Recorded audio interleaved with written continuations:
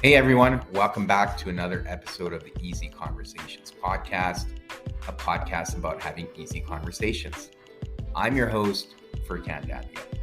In this week's episode, I'm excited to welcome Rita Bozi. Rita is a multidisciplinary somatic relational trauma-informed facilitator and psychedelic therapist, author, and podcast co-host. With 28 years experience in the healing arts, she is the director of Brilliant Healing Incorporated. She works with individuals, couples, and groups, leading unique, experiential, and creative healing retreats. She's training individuals in her 3-module program, Somatic Relational Trauma-Informed Practices for Medicine-Assisted Therapy, and was guest faculty at the Synthesis Institute. Rita is a colleague of Dr. Gabor Maté and studied his compassionate inquiry model as an advanced student while on retreat in Mexico. She was mentored by the late visionary Carol-Anne Bickerstaff and is advanced graduate of Sharon Stanley's somatic transformation method. She has a passion for attachment theory, polyvagal theory, authentic movement, Feldenkrais, craniosacral therapy, and self-responsible communication. She is a consultant facilitator of the One Brain System, a certified BodyTalk Practitioner, has a diploma in Shiatsu Therapy, and is a former instructor at Mount College in Calgary and Langara College in Vancouver. Though she is now a retired dancer and actor, she will always be a creator and performer. Her first novel, When I Was Better, is in the running for the 2022 Goethe Prize for late historical fiction. Her co-hosted podcast, Punk Therapy, Psychedelic Underground Neural Kindness, draws on her clinical work with psychedelic medicine in combination with somatic relational trauma-informed practices. She is currently working on a new book, Punk Therapy. In it, she documents the often complex yet always deeply rewarding journey of client and medicine facilitator and their parallel journeys in healing. Born to Hungarian refugees who fled during the 1956 revolution, Rita honors and remembers the long line of serfs and peasants who are her ancestors. She is devoted to the work it takes to become a kind and wise human, decolonizing the body and cultivating cherished and cooperative communities. Rita has found her private practice and creative endeavors to be mutually complementary. She brings love, commitment, and curiosity to both, inspiring others to live embodied, creative, transparent, and soulful lives. In this episode, Rita and I discuss psychedelic-assisted therapy and the benefits this form of therapy can offer. Rita and I explored the difference between the notion of drugs and medicine. We walked through the risks associated with psychedelics and how caution must be exercised with doses, the setting, environment, and ensuring there is someone who can guide an individual embarking on a journey. We also covered the spiritual aspect of psychedelics as a ritual or ceremony. Rita can be found online at brillianthealingsystems.com or on her link tree at Rita Bozi. You can also find her podcast in the show notes on Spotify. Please leave a review at the end of this episode. I would truly appreciate it.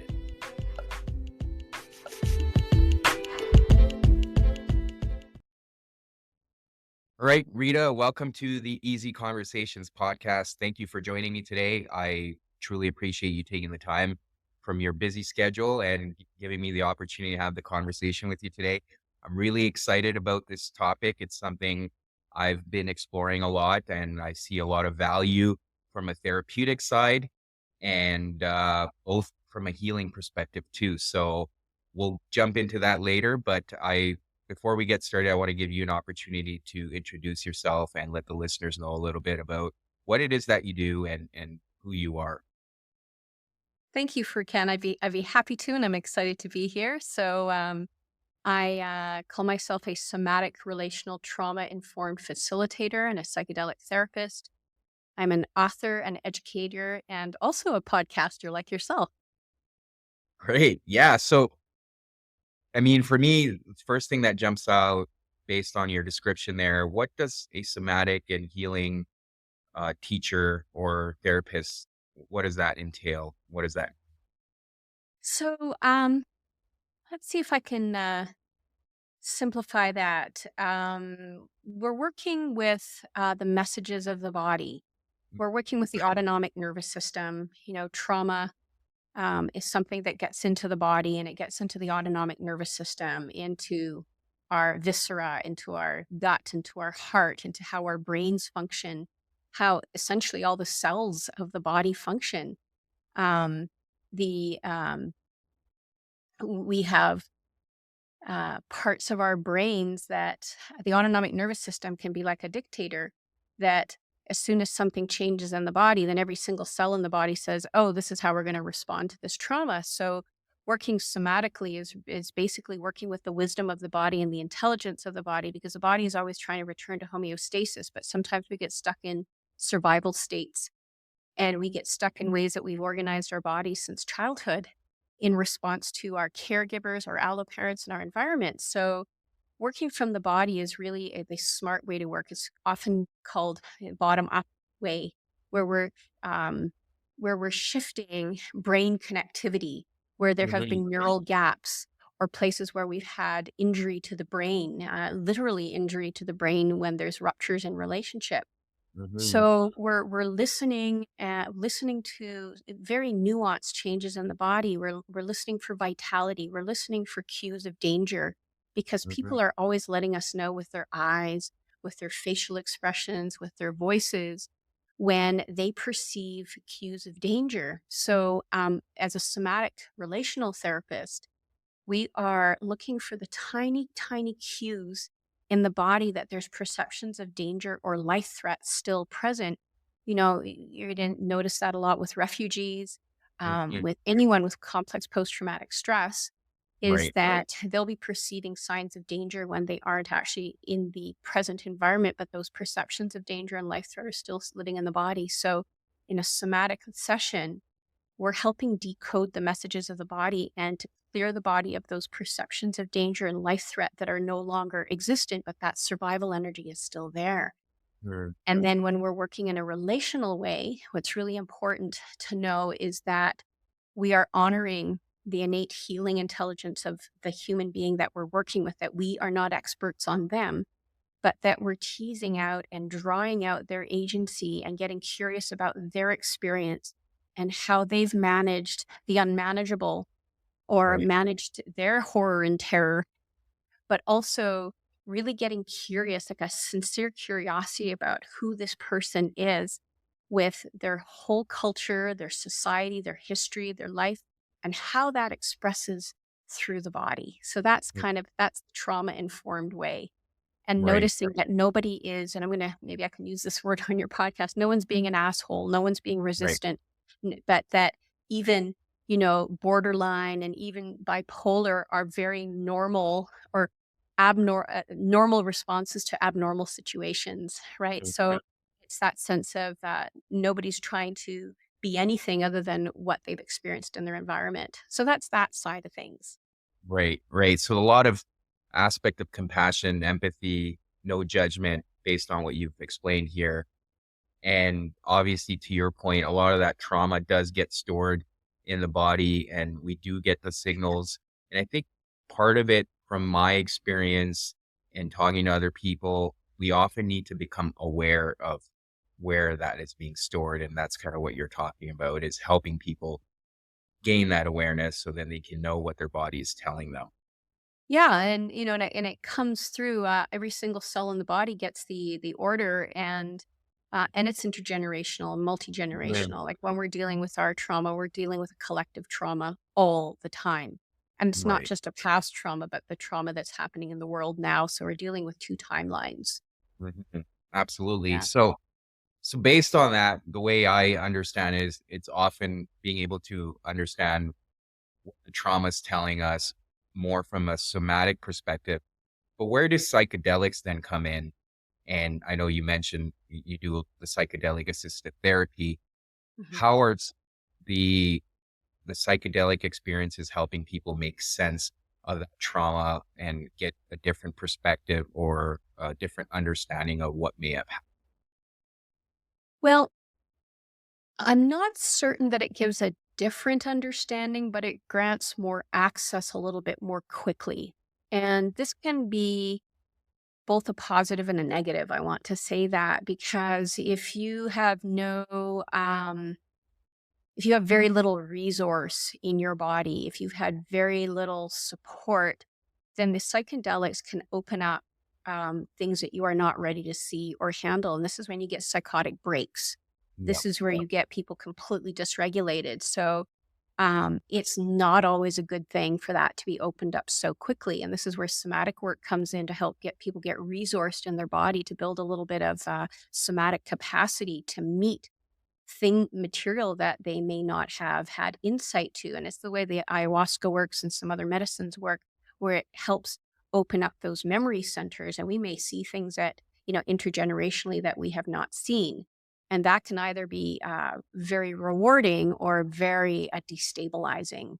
So, yeah, it can grant access much too quickly. And people that are, sort of find psychedelic controversial, they say that it can really create a lot of damage if you're not ready for it. This is why, really taking time with our clients to get to know their bodies, get to know the way they've organized themselves, and really find out how resourced they are or not is really key to doing healthy psychedelic therapy.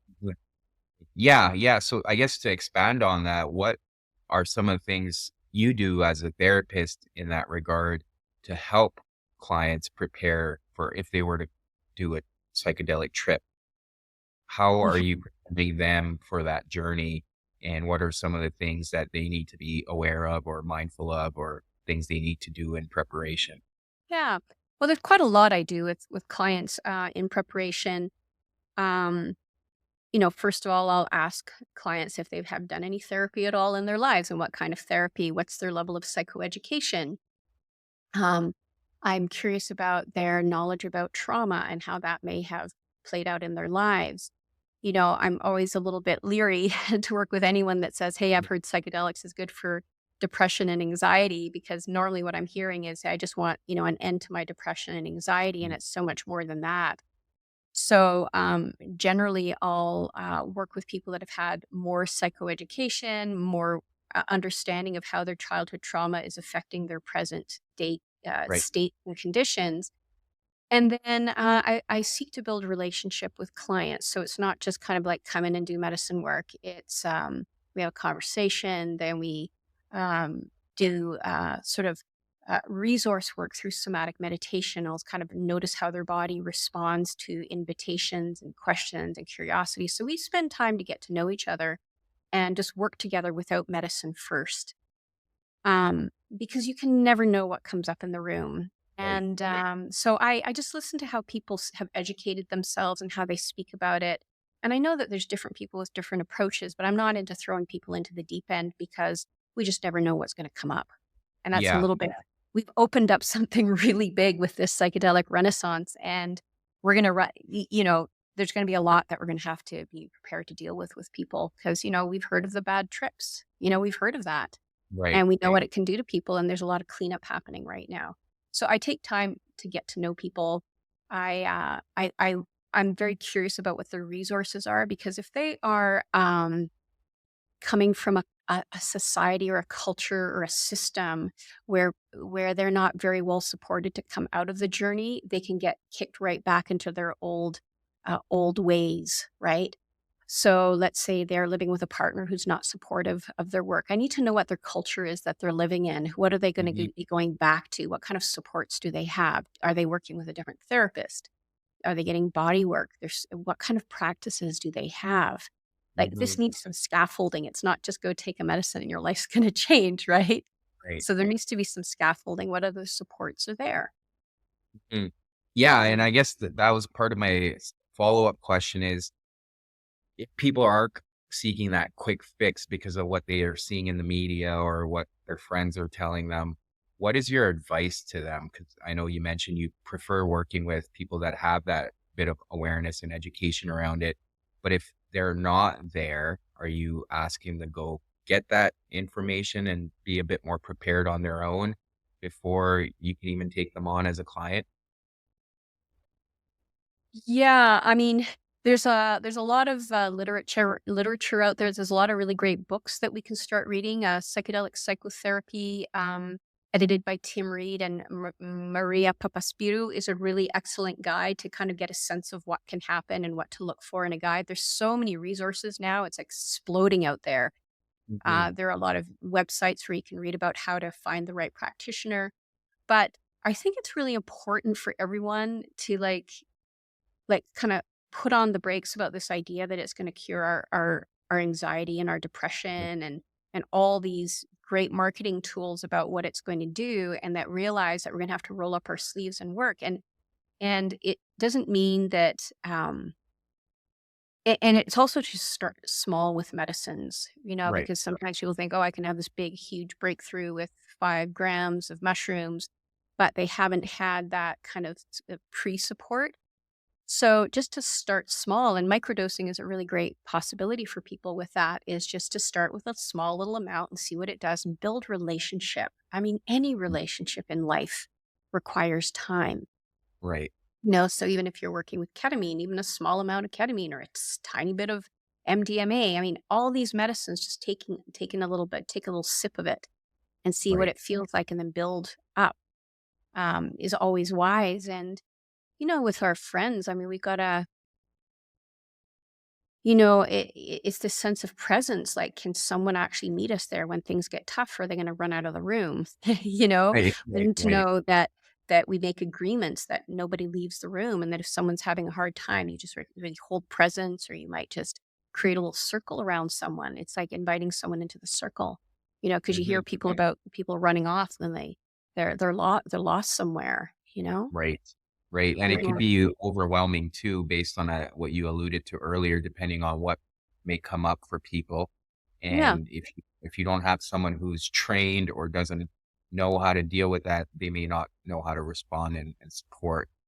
Yeah, So I mean, essentially for Ken, whatever we haven't met in ourselves, we're not going to be able to meet in another person, and then right. you get some people that are just, sitting there meditating, saying how wonderful it is by the river. Well, someone else's trauma is coming up, and then they can be very dismissive and say, oh, just take it in, let it in. But it's like, well, at this point, it's a little too far for that. There's someone Right. who's in distress, and we need to know that we have people that are responsive to us Hmm. and Right. not discount our experience about what it should be like. For sure. Yeah. Yeah. Yeah. There's a couple of things that you touched on I wanted to also explore further. The first thing is dosage. So you obviously touched on being mindful of the dosage and how we need to slowly build that relationship. There is that aspect, in the 60s or 70s where psychedelics got a bad rep was part of the reason, at least what I've understood, is the abuse of Mhm. psychedelics, right? And not being able to manage the dosages. And I see that even now because access is getting easier, that Mhm. people may self-medicating and not totally aware of what's a safe dosage and what are some of the things you need at certain, if you do 5 grams of mushrooms, maybe you need to be paired for that and you can't just take it. So what are some things that you can share with the listeners or the audience around being mindful of dosage, especially if you're doing it by yourself? Well, I mean, first of all, I don't I don't advocate for doing this work by yourself. Right. Even if you can just have someone there with you. And oh, I'm just I'm just wondering about this idea about more is better. Um, Certainly when you're dealing with psilocybin, it's always safe to just start with 1 gram, like just nothing more than that. And Hmm. even with MDMA, I mean, MDMA, we know how um, it's been abused as well. People can also die from overdoses of MDMA. Same with ketamine. I mean, all these places without consciousness, without bringing consciousness to it and some ceremonial setting to it, any of these medicines can be abused. Hmm. So, I I would really advocate right now. I mean, it's so hard because it's human nature to look for an end to suffering, to look for an end to pain. It's human Mhm. nature to do that. Right. And right now, the marketing industry is offering another end to the pain and suffering, and so it brings on that desperation. And we're going to need to find a way to get to the roots of helplessness and to attune to suffering and not just see it as a solution.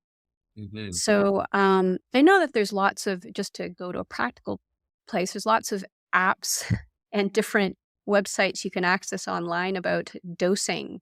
Mhm. So that's really important. But I think if we think of it as um, the only way to regain connectivity, then we've got a problem on our hands. Right. Right. Yeah, for You sure. know, And we have to build cultures that support it.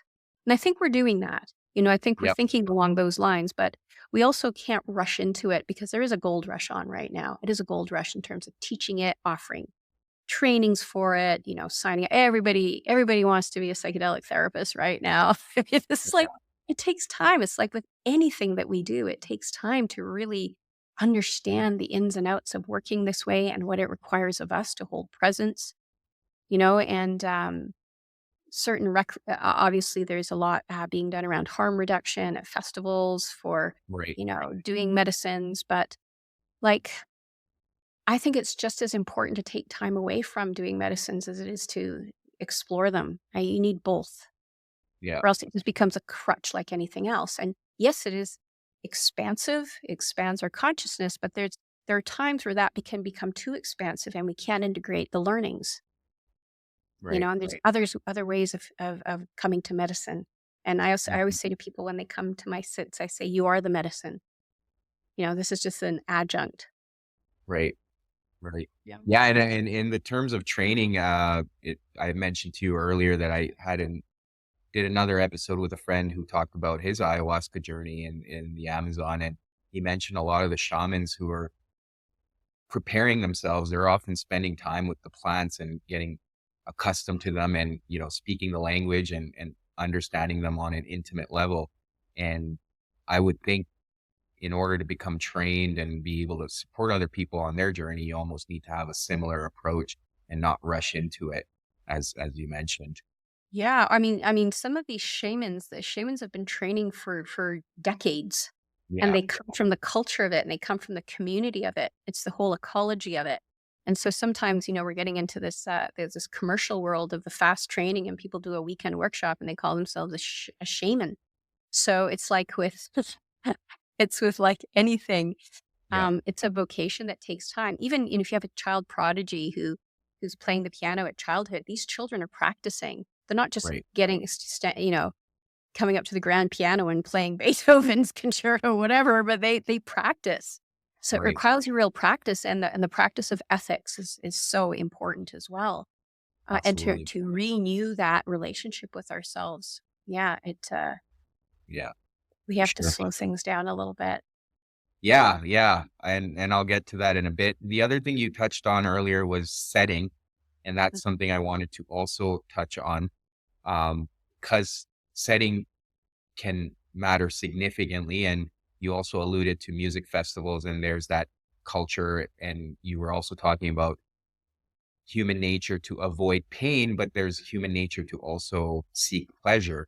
And there's that pleasure seeking aspect of, I'll do a hit of mushrooms or MDMA and go to a music festival or whatnot. And that can often have certain unintended consequences that I don't think people fully appreciate. Why is setting so important when we're doing these journeys? Yeah. So there's a lot in there, and I'm just kind of decide which direction I want to take it for a moment. Um, well, there's some people that are very, very sensitive, and people that are very sensitive, they can feel overstimulated in a certain situation, Right. and it's that sense of like you're going out of your mind. It's too much input. Yep. And if you're in a setting where there's too much input, a lot of loud music, a lot of people, and you're on a bad psychedelic journey, and you can just feel like you're being terrorized. And then there's also that incredibly wonderful experience of feeling connected with everyone and you feel alive and you feel like you're full of love and connectivity and you'd like to live like this all the time, right? And it could feel like some of those most incredible experiences of your life. I had one like that, and I'm going to tie this up in a minute, but I remember spending a week. This was like back in the, oh gosh, I'm trying to remember the late 80s, and I spent a week in Ecuador, actually 3 months in Ecuador, but a week in this beautiful region, Hmm. this area of volcanoes, and I was with my then partner and a couple from Switzerland, where they didn't have any access to psilocybin, and we knew that this was an area in Ecuador where we could access Right. psilocybin. And it was, we were out in nature and there were cows and it was just beautiful. And we went there every day. We fasted every morning and we take several grams of psilocybin. And we were there in this beautiful sort of space together. It was very cathartic. You know, we saw the day changing and sometimes we saw the locals walk by. And it was a real communion with the earth, with nature, with each other. And very difficult things came up for each other, but we stuck together. And it wasn't so far removed from what our everyday could be because we were traveling in South America every day and we were in those cultures. Now it's different in a music festival where there's all that energy. There's a huge amount of energy, a lot of people. It's heightened, right? Yeah. And that's not our everyday. That's something that we choose to do. So when we have these extraordinary experiences and we feel like I want to be like this all the time, that's not our everyday. Hmm.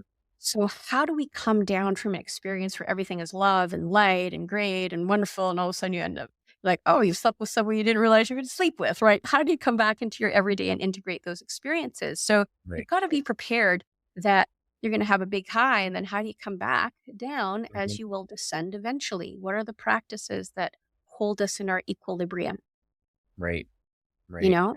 Because the crash from the high is real as well, Hmm. right? But this is sort of the question of how the setting, like, are we in a clinical situation? Are we in someone's studio? Like, what is the attention to the details that help you transition from a healing experience into your everyday? You Absolutely. know, because people do say, oh God, I'd like to feel like this all the time. But I would say, hey, wouldn't that be nice? But it's not sustainable. So, how do I hold a little bit of that in my heart? And how does that change how I view my life? You know, Right. for example, I was in a ayahuasca experience not so long ago. It was my 23rd sit, I guess. And I was fortunately with a colleague of mine who I know very, very well. It was just my husband and I that went to this experience. And I knew that I needed not to sit with a group. I work with trauma all the time. Hmm. I absorb a lot from other people. And I knew very specifically that I needed not to be around other people's trauma. My husband's and mine was enough, and it was just us with the shaman, and it was very intentional, and I spent a lot of time getting ready for it, you know, the dieta. And when I came to the medicine, I knew that I was not up for a destabilizing experience because I was already dealing with some of my own post-traumatic stress. And I really had a Hmm. conversation with the medicine about how it wasn't about controlling it, but it was a conversation about the medicine saying, I can't handle anything more. I need a very gentle healing experience because I'm not feeling internally safe. Right. So I did what I needed to do to have an experience to ask very clearly of the medicine that I needed to feel safe again because I wasn't feeling safe in the world. Hmm. Hmm. And so it was a very gentle experience, and it was something that I could meet, and it was an experience of shame, of how shameful I felt that I had this trauma in my body as a therapist. And I found some real presence and empathy for myself. And it was a super gentle experience. There were no visions, there were no messages. It was just me with myself. And that's Hmm. something that I could bring into my everyday. And it's been really integrating into my everyday ever since. I haven't Right. lost sight of that. And that's why sometimes less is more. And Hmm. it doesn't mean that we can't have ecstatic experiences, but be prepared that it's not going to be the same. Like, oh my God, I discovered that, oh, I can be this and I can be that. But then there's the hard work of how do I actually live day to day? Yeah. Yeah. And I mean, along those lines, as you've touched on, especially if you're not in the right setting, we're using music festivals as an example here, but if you have some trauma come up, you're not in the right place to be able to deal with it. And that's where I Yeah. think a lot of unintended consequences can happen.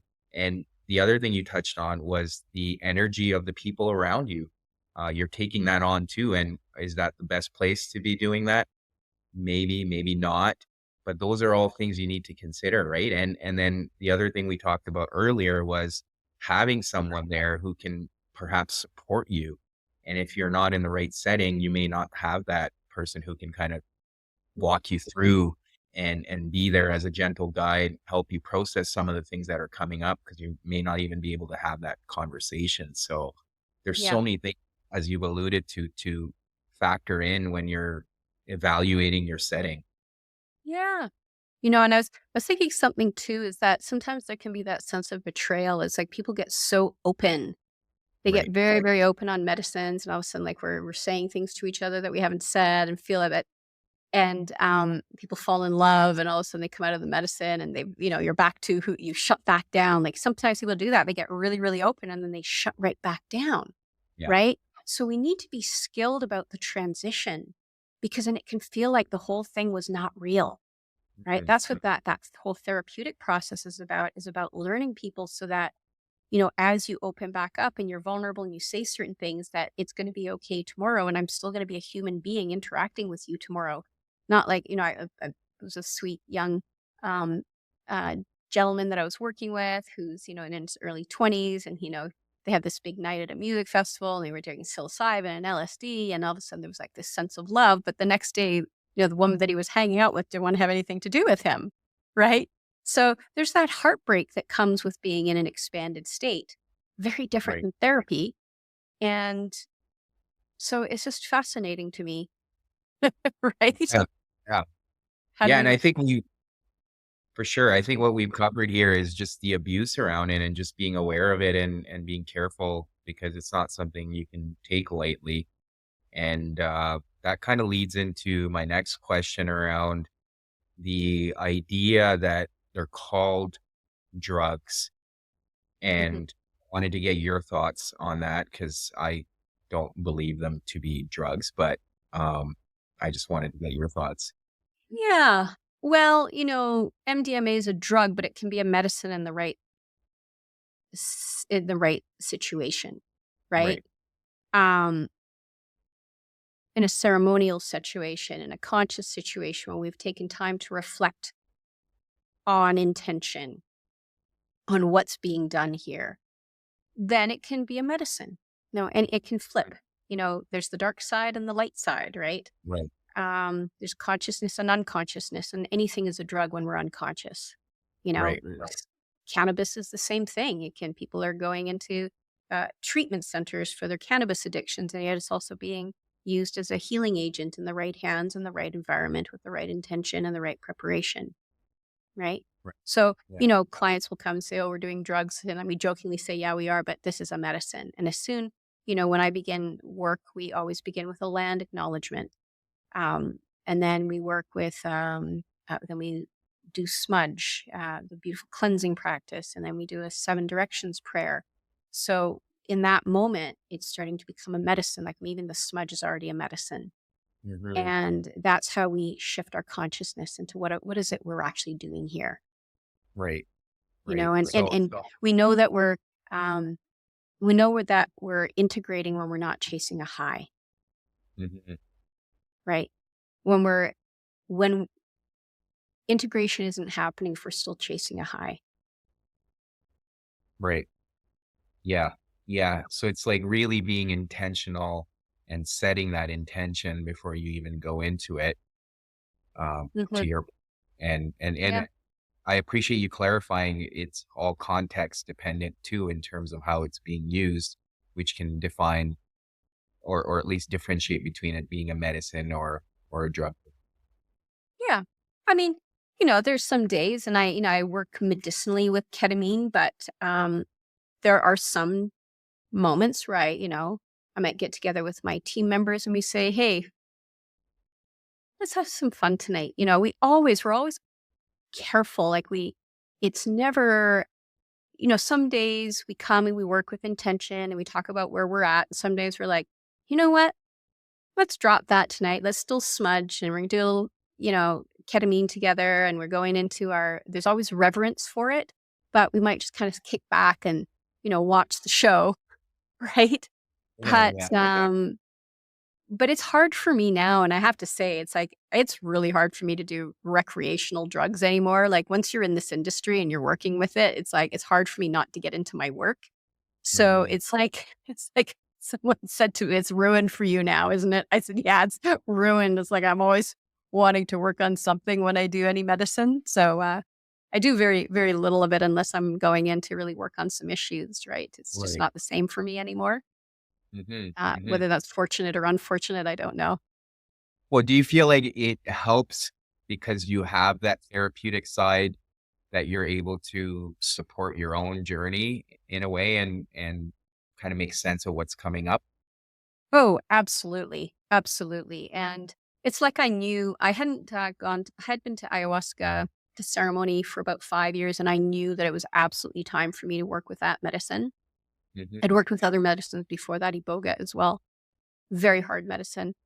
But I knew that it was time for me to go to that particular medicine because I've been working with many other medicines like 5-MeO and 3-MMC. But particularly now, I knew it was time that I needed to sit with that mother medicine and to sit with a guide as well. So, as a psychedelic therapist, you've got to do the work with medicines. There's no question because Right. you need to be able to sense into what your client is feeling. Because even working with ketamine, it's so different. Working with Mm. 5-MeO DMT, it's so different. And when you have a range of experience with it, then you can know all the twists and turns of what can come up for people. You got to be prepared for that. Right. Yeah. Yeah. And then I guess the other piece I wanted to cover was the whole spiritual aspect to it, right? When you think about some of the Amazon experiences people have, or even in the indigenous tribes, there is a spiritual sense to it. What's your take on that, and how is it being translated now to, where it's becoming, Alberta's made it, I guess, legal to be able to do psychedelic assisted therapy. So how's that being translated? And are we losing that sense of spiritual essence that was there before? Well, I want to say that psychology really divorced spirituality and long ago. And I think that Yeah. psychology is starting to realize that working with any human being, there's a spirit in front of you. And when we are in trauma, we're dealing with spiritual trauma. We're dealing with the brokenness of someone's spirit or, trauma of the soul that we Right. Right. cannot in any kind of a situation. We cannot divorce the body and the soul and the spirit and the mental and the psychological. They're all in it together. So it's always spiritual. It's always beholding the spirit of another human being at any time, you know. Yeah.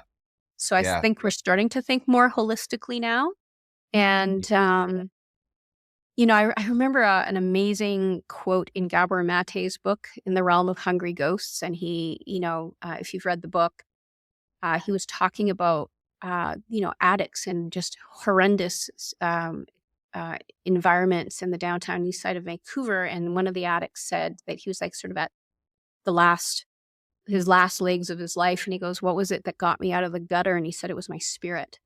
mm, In that moment where he wanted to OD, and he said it was his spirit that lifted him up out of the gutter, and then he changed his life.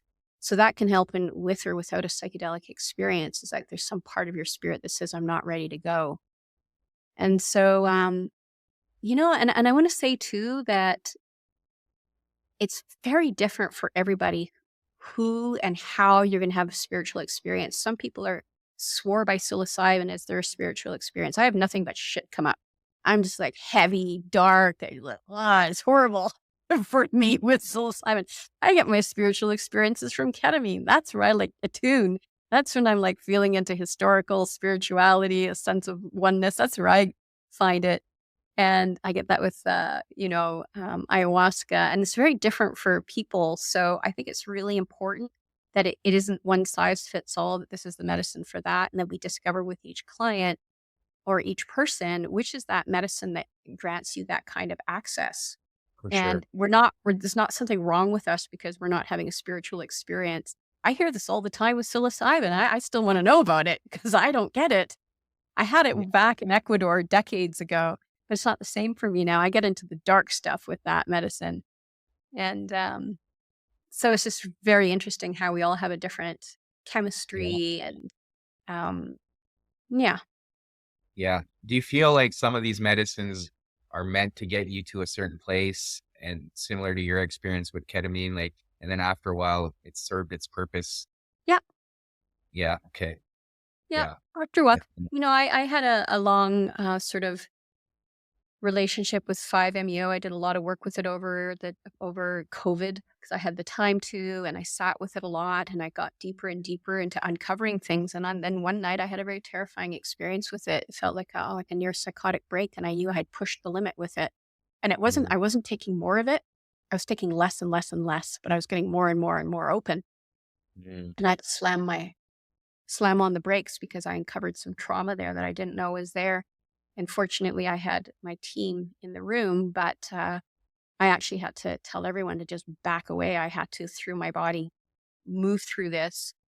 Um, and it's really humbled me. Like, oh my goodness, it's humbled me. I have not been able to touch that medicine ever since. And I know someone would say, oh, do a little bit more, but I have just this inner knowing that like that was my limit there right. and I need to pause and I'll be back one day, but I needed to go to a different medicine for support. And that's why I had that very gentle and kind holding from Mother Ayahuasca, which she says, okay, sweetheart, you worked really hard here. Let's take a break. And Yeah. it's not Yeah. time for you to feel safe because I got very, very intent on clearing trauma from my body, but it was more than I could handle. And when you bring Yeah. things out of association, it doesn't mean you're resourced enough to process it. Yeah. And that's such an important point to note because you have to almost take the message the medicine is giving you too, that maybe Yeah. it's time to back off and not pushing it. And even That's right. someone with your experience and therapeutic background too, to be able to have that type of experience and acknowledge it, right? So it's important for people to be aware of that as well. Yeah. Yeah.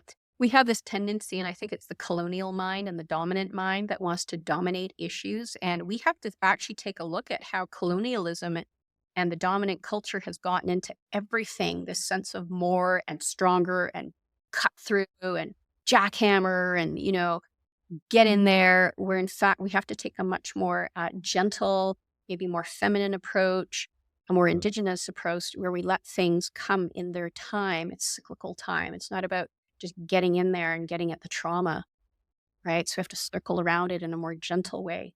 So I've right, been sort of decolonializing my own process because my whole background was about dominating the body or dominating my issues or trying right. to get in there with aggressive force. And I don't do that anymore. So, and I think my clients kind of know that too, that we go in a softer way and meet in a precise way what's emergent, Right. right? Yeah. And do you feel that forced approach is happening right now in terms of how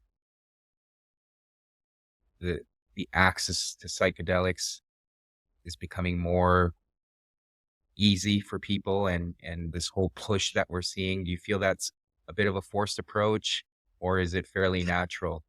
Well, I think it was already the dominant culture that cut off the access. Yeah. So that was like already that's a problem. Right? Right. So it's Go being back. brought back in, right, into our Mm, culture again and the access people have to it, right? That's what concerns me yeah, is everything exactly. we've touched on thus far, knowing that how responsible you have to be with these medicines. And then you've got this culture here that's made it very accessible, even though it's not fully legalized in certain parts, but it's easy to get these things. Well, I think that they were always easy to get on some level. I never had any problems getting it personally. Well, you just need to hear your contacts then. No. But it's just incredible these repressive ideas and really stemming from, I mean, it goes so far back, and I wouldn't be representing the history of it well enough, but it goes back so far. I mean, we already know how long there are these ideas that psilocybin-formed consciousness. Like this has been going on for thousands and thousands of years. And Right. then I kind of wonder, did someone have a really bad trip and then they shut it down, or someone went and did it on their own and then they got into power and shut it down? It's just, we have a lot of misconceptions about access, where there have been tribes and indigenous cultures that have been working with these medicines for so long, right? And of course, anytime you create a lockdown, there's going to be offshoots and there's going to be Right. underground, there's going to be abuse, right? Because then there's like this assumed authority that's telling you what you can do and you can't do, right? So there's always going to be an underground, Of right? course. But I guess it makes me sad to think that some people are waiting for access for it to be legal, that they're still looking to these assumed authorities to tell them what they can work with or not work with, to tell them whether it's safe or not. So, and that's what dominant culture does, is it takes away that agency and that self-knowing and that intuitive wisdom that we all need to get back to. Right. Right. And do you feel there's an aspect of fear behind that because of what we hear, what we're told? Yeah, I do think there's an aspect of fear behind it. I mean, I even say, hey, be careful. Yeah. Yeah. Right. Yeah. Yeah. Yeah. Yeah. But I think that, when we have governments telling us what we can and can't do, then it creates a child consciousness in the culture, and we all need to be treated as adults that are consenting adults, and create communities of support. That's the big piece here, is having communities of support, and that fosters agency. That fosters agency. Right. Yeah. Yeah. I agree for sure. Yeah. Mhm. Rita, that's all I had for questions. I don't know if I covered everything, but if there's anything you feel like that's really pertinent and the listeners can gain value from, please feel free to share if we missed anything in this discussion. Yeah, it's been very rich. Thank you for Ken. Maybe the one thing I would say is that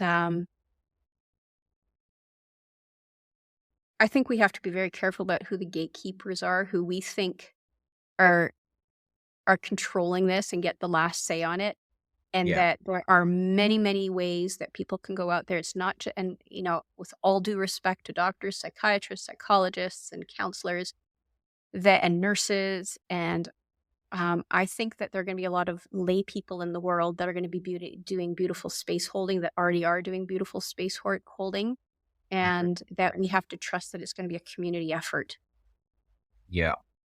a global Absolutely. community effort. Yeah. Yeah. And you're seeing a bit of that too, right? I mean, that's Um, for sure. yeah. And that's how I was able to meet you. So Well, yeah, and I really like to, in terms of the people that I train, I like to work with people that have life experience. They've done a lot of personal hard work and they got a lot of heart. yeah. You know, yeah. Well, Rita, thank you again for doing this. Thank you for sharing all your wisdom and experience. I learned a lot myself. I hope the listeners do too. And again, I appreciate you coming on here and giving me the opportunity for the And conversation. thank you so much for having me. I, uh, it's always such a beautiful place to be asked, and whatever I can share that might benefit someone, I'm always so delighted. Yeah, absolutely. I do give guests an opportunity to share ways of being contacted. I'll leave that to you if you want to. But yeah, if there's any way people can get a hold of you that you want to share. Yeah, you can check out my website, Brilliant Healing Systems, or check out my podcast, which is called Punk Therapy. Perfect. Well, thank you, Rita. Thank you so much. Ciao, ciao.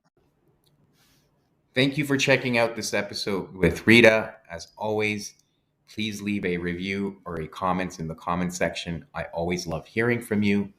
And until next week.